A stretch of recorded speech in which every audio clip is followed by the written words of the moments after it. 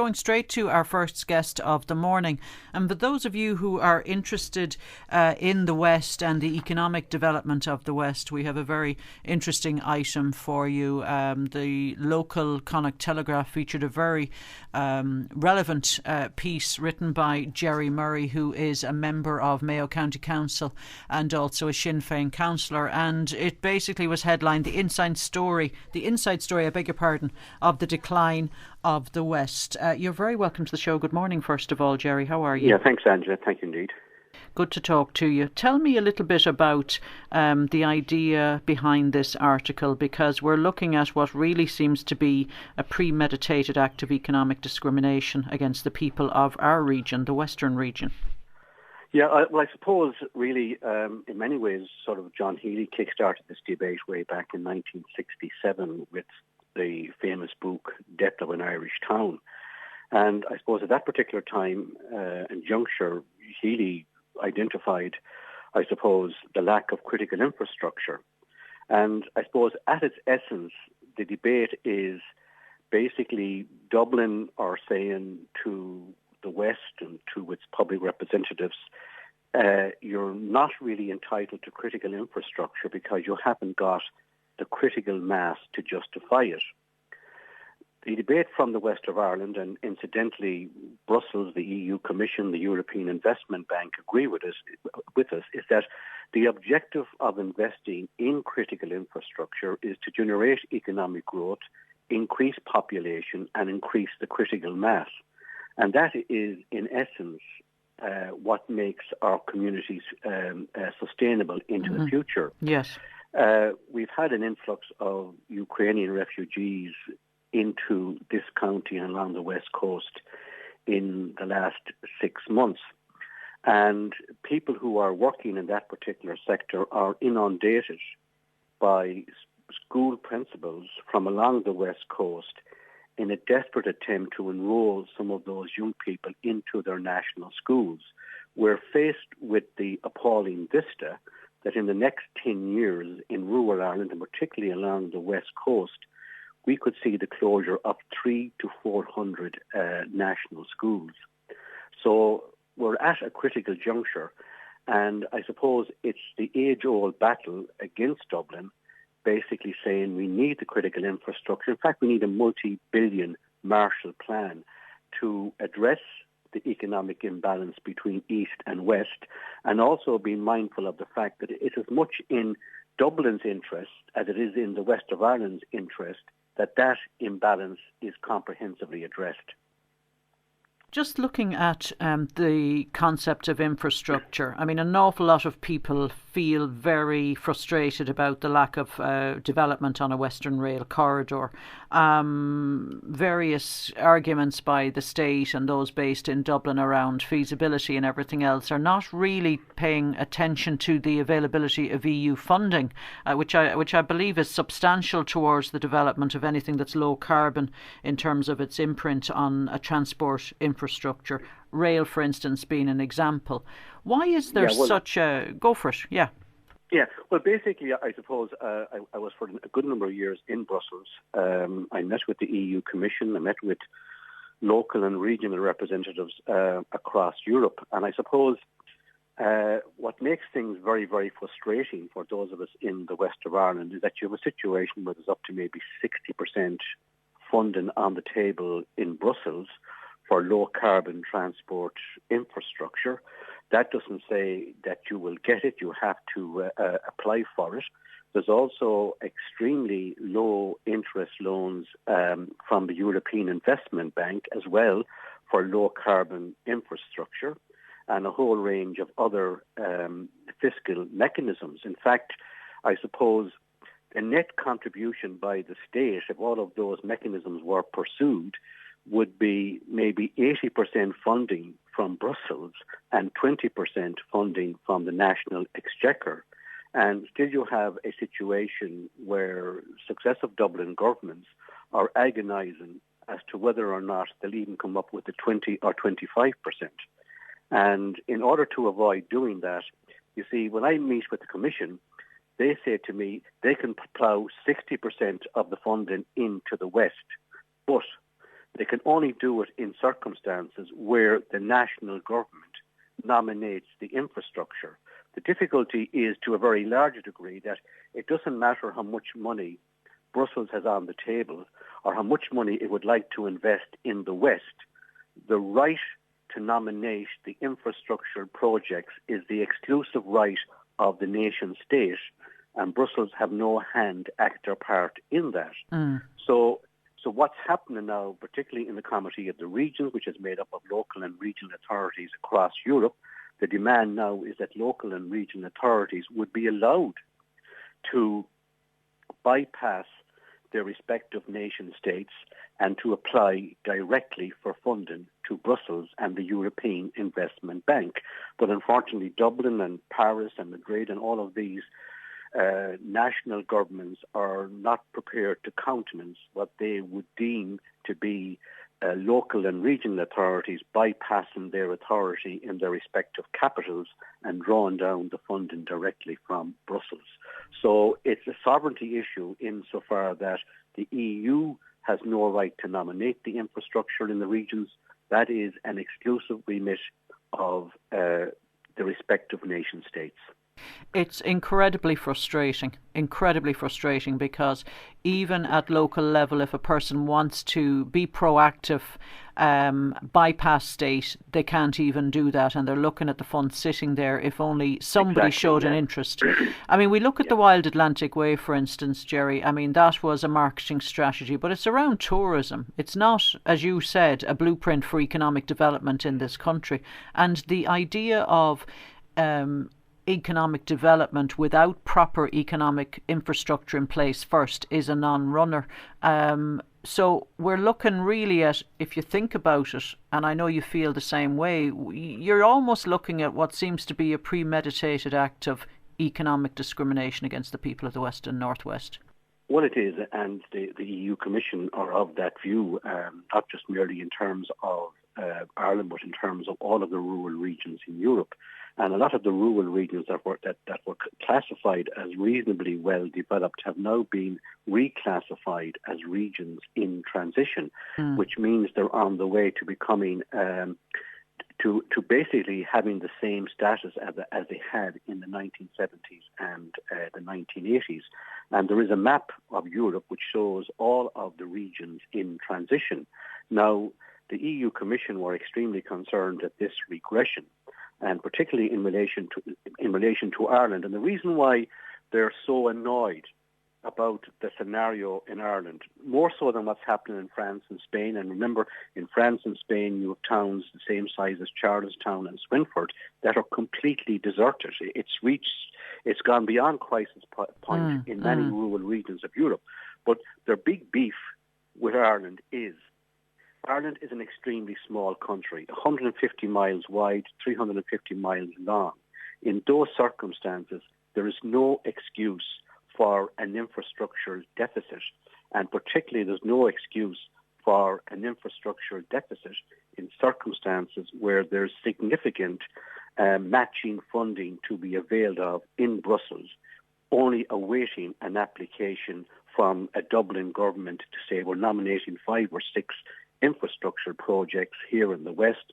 We're going to make an application to Brussels for that funding.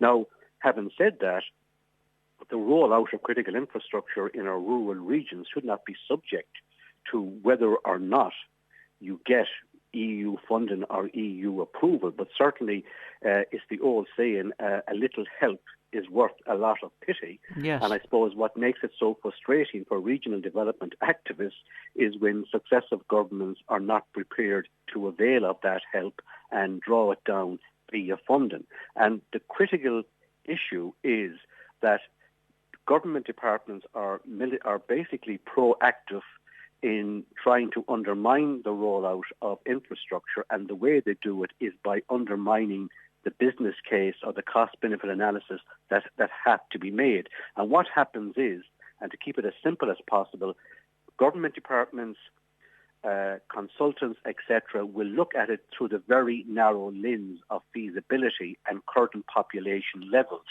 It's a feasibility study, whereas in Brussels, the European Investment Bank and the EU Commission look at it from the point of view of sustainability, and that the objective of rolling out the critical infrastructure is to generate the economic growth, the employment, and thereby the critical mass that's needed to ensure that our region remains sustainable into the future. And it's an old cliche, but it's a true cliche.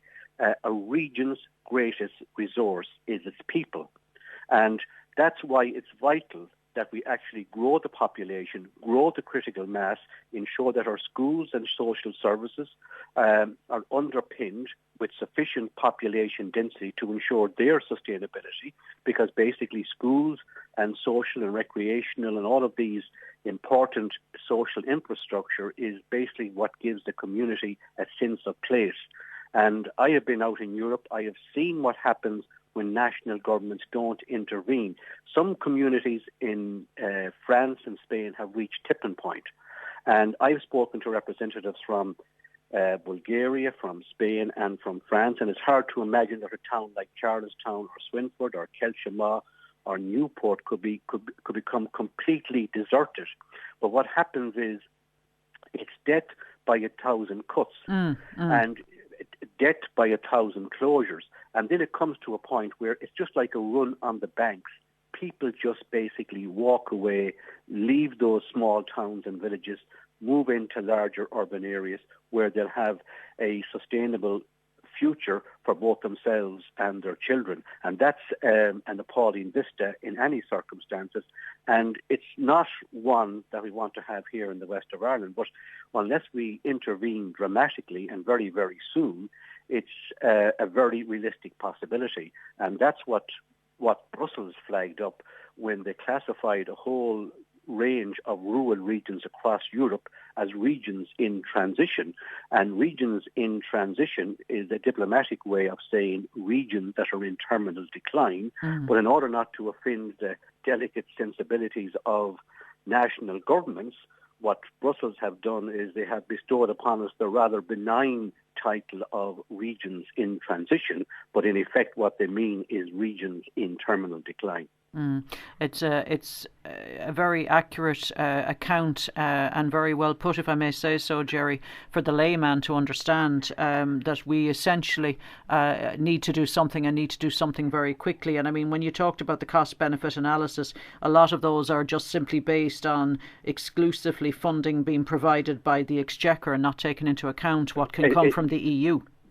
Yes, exactly. And of course, Brussels take a completely different perspective. Now, Brussels have, in fairness to them, the Commission have done everything and anything to try and get funding into the regions. Yeah. Now, I had a meeting, one of my last meetings in Brussels before I came off the Committee of the Regions, was with one or two people in the Commission. And when they heard I was leaving, I said, "Have you any parting words of advice?" Good. And they said, "Well, we have." And I said, "What's the advice?" Well, they said, in the happy event or the unlikely event of a Dublin government nominating a critical infrastructure project or a few critical infrastructure projects in the West for funding, make sure that the application does not come from any government department in Dublin, because chances are, and this is what they said, and I have no difficulty here in articulating in having him saying it. They said, make sure the application doesn't come from a government department in Dublin, because in those circumstances, the likelihood is that they will draft it to fail. If the critical infrastructure project in the West is encompassing 2 or 3 local authorities, those 2 or 3 local authorities should draft the application themselves, import the expertise, draft the application themselves, because they felt that a Dublin department would not draft it to succeed. Now, that's very damning. That's the perception that now the nation state, the government will still have to sign off on the application, but I suppose that's a concession that Brussels kind of managed to bring in order to some degree to circumnavigate the nation state in terms of the application process in circumstances where the nation state might come under extreme pressure to nominate a piece of critical infrastructure, because just getting nominated doesn't actually mean that you're going to get the funding. So basically, the application, drafting the application is an extremely important task as well. But what prompted this recent article is, at the moment, the government have excluded the Northwest from all T10 funding. And T10 funding covers regional airports, roads, rail, and airports, and which is rather remarkable. But the big, what I find, and we have, in fairness, we have cross-party support right around the West Coast for critical infrastructure in the West, and particularly for the Western Rail Corridor. I suppose the one issue that unites all parties is the need for critical infrastructure here in the West. But I suppose what has alarmed many regional development activists, that in circumstances where you have the combined forces of Fianna Fáil and Fine Gael, Oireachtas members along the West Coast, and that's critical mass in terms of government representatives, they're still not able to exert sufficient influence on government to nominate the Northwest for T10 funding. We're actually excluded for T10 funding. That can be reversed before the year is out. But I have spoken to some Fianna Fáil and Fine Gael people, and they're not only are they shocked by the decision of government not to nominate it, but also they're shocked that their influence and their traction is so poor in Dublin that they cannot even get something as simple as this. It's no guarantee of European funding, but it does guarantee the right to apply. Yes. Now, what the government are saying to their respective TDs is, well, we're waiting for this rail review, and then we'll decide whether or not we will nominate the Northwest for T10 funding. But I was in Brussels 2 weeks ago, and the Commission said to me, this has nothing remotely to do with T10 funding. It's a stalling tactic, and what's going to happen, the T10 ship will have sailed, and you will have a set of circumstances that for the next 10 years, the Northwest of Ireland will not be in a position to apply for T10 funding from Europe for roads, airports, deep sea ports, and rail. So that's horrendous. How bad things. Yeah, that's how bad things are. And when you hear it, I mean, I know you're probably short on time now, but I'm just finally. From your point of view, to hear that from local representatives who have managed to make it into the seats of the Oireachtas, to think that they don't even have that kind of impact is very disturbing. And I mean, if we go back to the likes of the construction of Knock Airport, I mean, Monsignor Horan, one man, not in government, left short by about 13 million from what I can remember. He went on to find that money, not from the state, but from the diaspora, so to speak, and underestimated the value of the West to those around the world. I mean, what can we do? I mean, how can we let this happen if the TDs aren't even able to exert force with the civil servants, etc.? Well, you see, what the TDs are given is basically kind of petty cash, such as sports grants. Sort of, if it's as I say in the article, if it's cheap and cheerful, you will get it. And whereas greenways are important and they have a role to play, they're not, unfortunately, critical infrastructure. No, they're not. And what we have seen as well, we're in the midst of a major climate crisis, and in the last 3 or 4 years, a number of railways around the country have been turned into greenways, really at the behest of the department, because the department is afraid that as the climate change scenario becomes more and more acute, as the emphasis of importance in terms of the need for low carbon transport infrastructure, they're afraid that there might be other applications like the Western Rail Corridor. So like what the department is basically doing via their greenway policy is decommissioning possible future railways. It's an extraordinary scenario. It certainly is. We're in the article, I describe it as a kind of a low-key war of attrition against a system that is consistently discriminating against our region and our people. And I mean, I don't mean to interrupt you, but I mean, we at some point had a Taoiseach from the West. I mean, if we couldn't get things turned around in a favourable way from a position of such power, what can the likes of me now, listening to this, livid listening to it, to be honest with you, what can I do to make a difference on this? And other people who are sitting listening at home and are shocked. Yeah, well, what people have to do basically is they have to make this a political issue. It has to be. It has to be put up to top of the political agenda, and people need to realise that, and we need to think about the generation that's coming after us, that they will have a sustainable future. And in those circumstances, it's up to people to get up and demand and engage in campaigns like the West on Track, etc., to get the critical infrastructure that is necessary. To come back to Indy Kinney's scenario, and I spoke one time to one of his advisors at a social function, and this particular topic came up. And what I found remarkable, and it's something I don't accept, but he said, well, the more money you plough into the west of Ireland in terms of critical infrastructure, the more votes you lose in Dublin. And they said that they had a particular focus group, and this was the feedback that came back. Now, if that is the scenario, the people of Dublin need to realise that balanced regional development is in their interests as much as it is in ours. They have a situation where the current generation of young people are paying up to almost €500,000 for a semi-detached house in Dublin.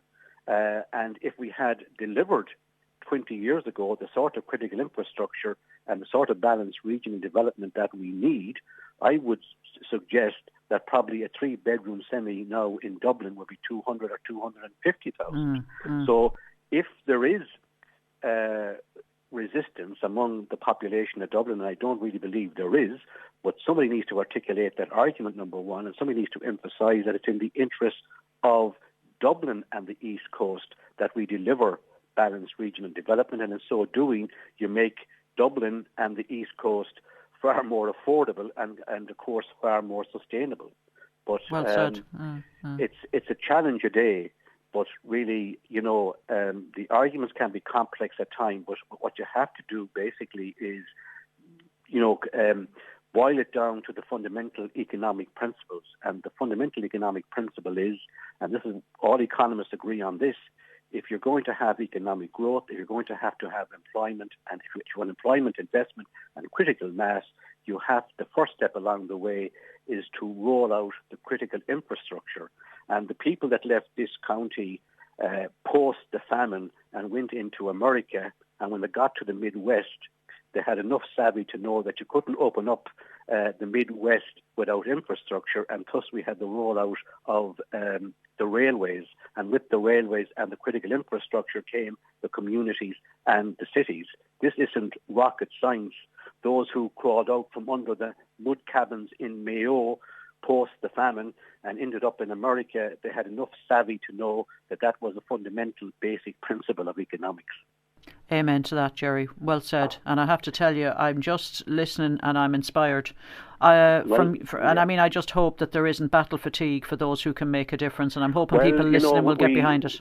Yeah, well, we have a generation of regional development activists, and to a very large degree, they're burdened out. But I suppose on the plus side, the distinguished economist John Bradley, who was a well-known in EU Commission circles and who was last year commissioned to do an economic study of the Ukraine, so that gives you some idea of its status.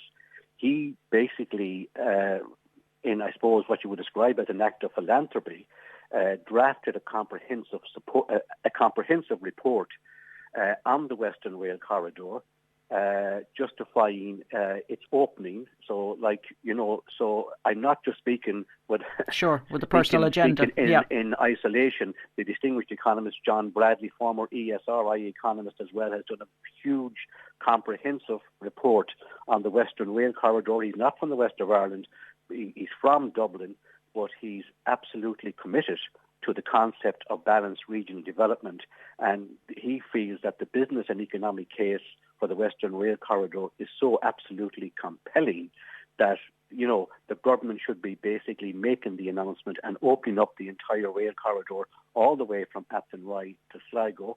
And we need to emphasise that in a post-Brexit scenario, the UK is no longer a common transit area.